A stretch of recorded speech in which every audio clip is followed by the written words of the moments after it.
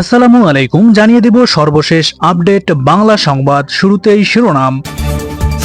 ছাত্র জনতার অভ্যুত্থানের মুখে আওয়ামী লীগ সভাপতি শেখ হাসিনা প্রধানমন্ত্রীর পদ থেকে পদত্যাগ করে দেশ ছেড়ে ভারতে আশ্রয় নিয়েছেন। এই ঘটনার 5 দিন পর বিস্ফোরক মন্তব্য করলেন তার ছেলে সজীব ওয়াজেদ জয়। বলছেন তার মা শেখ হাসিনা প্রধানমন্ত্রীর পদ থেকে পদত্যাগ করেননি, তাই সংবিধান অনুযায়ী তিনি এখনো বাংলাদেশের প্রধানমন্ত্রী। ছাত্র জনতার ব্যাপক বিক্ষোভে প্রধানমন্ত্রীর পদ থেকে পদত্যাগ করে ভারতে পালিয়েছেন শেখ হাসিনা। সরকার পতনের পর মুক্তি পেয়ে এক ভিডিও বার্তায় প্রতিশোধের রাজনীতি পরিহারের বার্তা দেন বিএনপি চেয়ারপারসন খালেদা জিয়া। ধ্বংস নয়, প্রতিশোধ নয়, প্রতিহিংসা নয়, ভালোবাসা, শান্তি ও জ্ঞান ভিত্তিক সমাজ গড়ে তুলি। বেগম খালেদা জিয়ার এমন বক্তব্যকে স্বাগত জানিয়েছেন শেখ হাসিনার পুত্র সজীব ওয়াজেদ জয়। শুধু তাই নয়, বিএনপির সঙ্গে সমঝোতার ইঙ্গিত দিয়েছেন তিনি।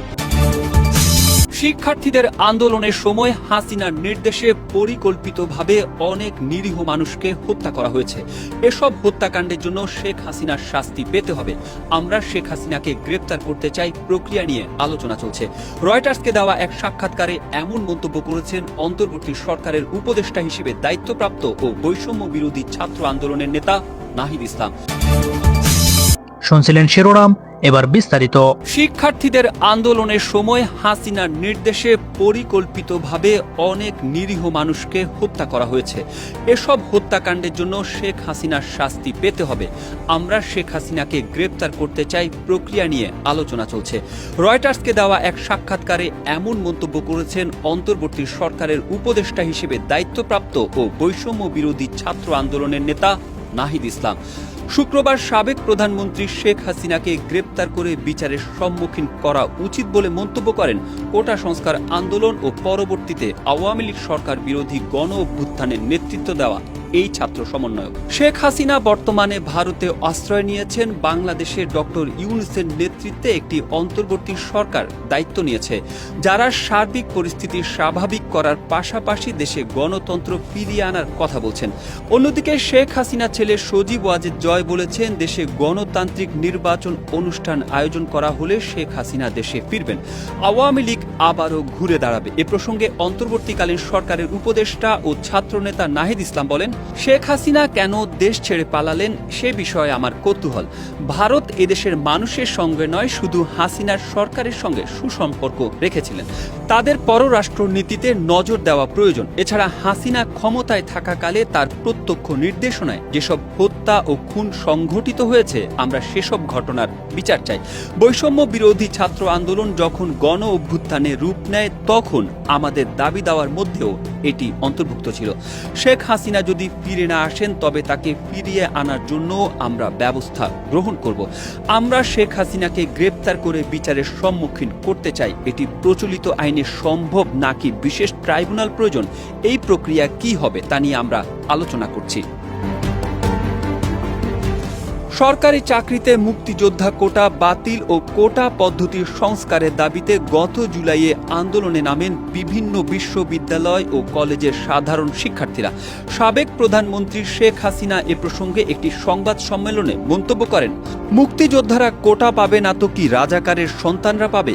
তার এই বক্তব্যটি অবমাননাকর মনে করে ক্ষোভে ফুঁসে ওঠে ছাত্র জনতা। তারা বিক্ষোভ করে স্লোগান দেয়, চেয়েছিলাম অধিকার, হয়ে গেলাম রাজাকার, তুই রাজাকার, আমি রাজাকার, কে বলেছে, কে বলেছে, স্বৈরাচার, স্বৈরাচার। এরপর আন্দোলনকারীদের দমাতে আইন শৃঙ্খলা বাহিনী সহ ছাত্রলীগ, যুবলীগও মাঠে নামায় আওয়ামী লীগ সরকার। পুরো আন্দোলনটি সংঘাতে রূপ নেয়। গুলিতে ও সংঘর্ষে প্রাণ হারায় অন্তত ৩০০ জন। শেষমেশ ছাত্র জনতার অভ্যুত্থানের মুখে বাধ্য হয়ে পদত্যাগ করে দেশ ত্যাগ করেন শেখ হাসিনা। ছাত্র জনতার ব্যাপক বিক্ষোভে প্রধানমন্ত্রীর পদ থেকে পদত্যাগ করে ভারতে পালিয়েছেন শেখ হাসিনা। সরকার পতনের পর মুক্তি পেয়ে এক ভিডিও বার্তায় প্রতিশোধের রাজনীতি পরিহারের বার্তা দেন বিএনপি চেয়ারপারসন খালেদা জিয়া। ধ্বংস নয়, প্রতিশোধ নয়, প্রতিহিংসা নয়, ভালোবাসা, শান্তি ও জ্ঞান ভিত্তিক সমাজ গড়ে তুলি। বেগম খালেদা জিয়ার এমন বক্তব্যকে স্বাগত জানিয়েছেন শেখ হাসিনার পুত্র সজীব ওয়াজেদ জয়। শুধু তাই নয়, বিএনপির সঙ্গে সমঝোতার ইঙ্গিত দিয়েছেন তিনি। বিএনপির সঙ্গে অতীতে যা হয়েছে তা ভুলে যেতে বললেন সজীব ওয়াজেদ জয়। শুক্রবার জয়ের বক্তব্যের বরাত দিয়ে এক প্রতিবেদনে তথ্য জানিয়েছে বার্তা সংস্থা রয়টার্স। প্রতিবেদনে সরকার পতনের পর জয়ের কণ্ঠে উল্টো সুরের বিষয়টি উঠে আসে।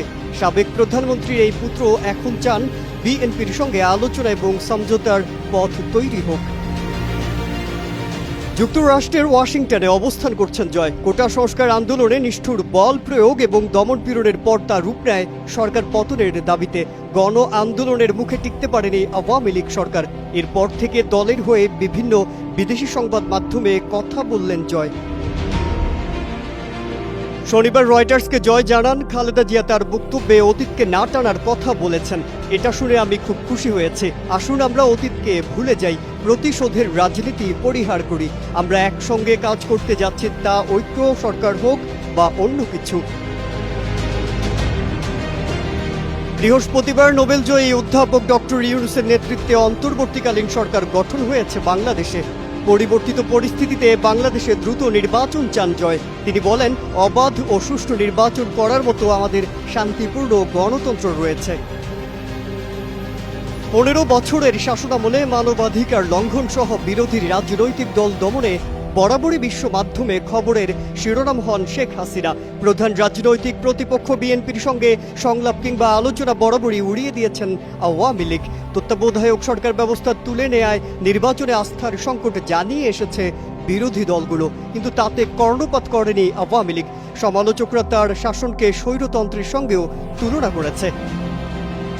কোটা সংস্কার আন্দোলনে নিষ্ঠুর বল প্রয়োগ এবং দমনপীড়নের মধ্য দিয়ে শেখ হাসিনা বিক্ষোভকারীদের দমন করার এই নির্দেশ দেননি বলে দাবি করেছেন তার ছেলে সজীব ওয়াজেদ জয়। শুক্রবার জয়ের বক্তব্যের বরাত দিয়ে এক প্রতিবেদনে তথ্য জানিয়েছে বার্তা সংস্থা রয়টার্স।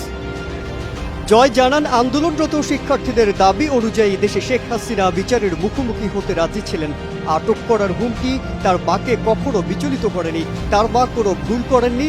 সরকারের কর্মকর্তাদের অবৈধ কাজের অর্থ এই নয় যে এসব করতে তার মা নির্দেশ দিয়েছিলেন। এর অর্থ এই নয় যে সে এসবের জন্য তার মা দায়ী। ছাত্র জনতার অভ্যুত্থানের মুখে আওয়ামী লীগ সভাপতি শেখ হাসিনা প্রধানমন্ত্রীর পদ থেকে পদত্যাগ করে দেশ ছেড়ে ভারতে আশ্রয় নিয়েছেন। এই ঘটনার 5 দিন পর বিস্ফোরক মন্তব্য করলেন তার ছেলে সজীব ওয়াজেদ জয়। বলছেন, তার মা শেখ হাসিনা প্রধানমন্ত্রীর পদ থেকে পদত্যাগ করেননি, তাই সংবিধান অনুযায়ী তিনি এখনও বাংলাদেশের প্রধানমন্ত্রী। রয়টার্সকে দেয়া এক সাক্ষাৎকারে সজীব ওয়াজেদ জয় বলেন, আমার মা দেশবাসীর উদ্দেশ্যে একটি বিবৃতি দিয়ে তারপর পদত্যাগ করতে চেয়েছিলেন, কিন্তু ওই সময় আন্দোলনকারীরা গণভবনের উদ্দেশ্যে রওনা দেয়। তিনি ব্যাগ গোছানোর সময়টুকুও পাননি, পদত্যাগও করতে পারেননি। যতদূর জানি সংবিধান অনুযায়ী তিনি এখনও বাংলাদেশের প্রধানমন্ত্রী। শুক্রবার দিবাগত রাত 2টার দিকে সজীব ওয়াজেদ জয়ের সাক্ষাৎকার ভিত্তিক একটি প্রতিবেদন প্রকাশ করেছে রয়টার্স। যুক্তরাষ্ট্রের ওয়াশিংটন থেকে তিনি রয়টার্সের সঙ্গে কথা বলেন। সেখানে তিনি অন্তর্বর্তীকালীন সরকারকে চ্যালেঞ্জ করার বিষয়টিও সামনে নিয়ে এসেছেন। সাক্ষাৎকারে সজীব ওয়াজেদ জয় জানান, সেনা প্রধান সহ রাজনৈতিক দলগুলোর সঙ্গে আলোচনা করে রাষ্ট্রপতি সংসদ ভেঙে দিয়েছেন। প্রধানমন্ত্রী তার পদ থেকে আনুষ্ঠানিকভাবে পদত্যাগ না করা সত্ত্বেও একটি অন্তর্বর্তীকালীন সরকার গঠন করা হয়েছে বাংলাদেশে। এই সরকার গঠনকে আদালতে চ্যালেঞ্জ করা যেতে পারে।